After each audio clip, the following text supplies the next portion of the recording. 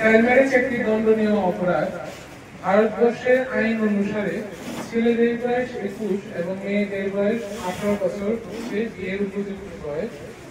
কিন্তু আমরা দেখতে পারি যে আমাদের দেশের বিভিন্ন জায়গায় এমনকি আমাদের রাজ্যেও এই বয়স সীমার নিচেই জোর করে বিয়ে দেওয়া হয়, যেটি নাকি আইনত দণ্ডনীয়।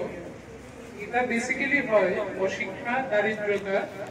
কারণ মেয়েরা আজকাল অ্যাস্ট্রোনট, সায়েন্টিস্ট, ডক্টর, ইঞ্জিনিয়ার এবং বিভিন্ন জায়গায় নিজেদেরকে প্রতিষ্ঠিত করতে পেরেছে।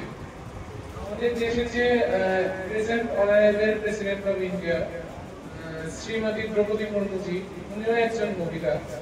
আবার ফিনান্স মিনিস্টার শ্রীমতী নির্মলা সীতারামন, উনিও একজন মহিলা।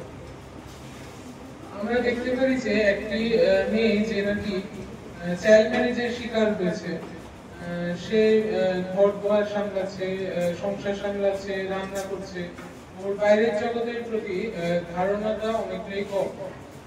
অন্যদিকে আরেকজন মেয়ে যে নাকি স্কুলে যাচ্ছে, ও পড়াশোনা শিখছে, নাচ শিখছে, গান শিখছে এবং ওর বাইরের জগতের প্রতি ধারণা অনেকটাই বেশি। সুতরাং এই চাইল্ড ম্যারেজের যে নেগেটিভ ইমপ্যাক্টস, আমি ছবি আঁকাকে বেছে নিয়েছি এটাকে দেখানোর জন্য। কারণ ছবি আঁকার মাধ্যমে আমরা যেমন কাগজে কলমে একটা দাগ রাখতে পারি, এভাবে মানুষের মনেও আমরা দাগ রাখতে পারি।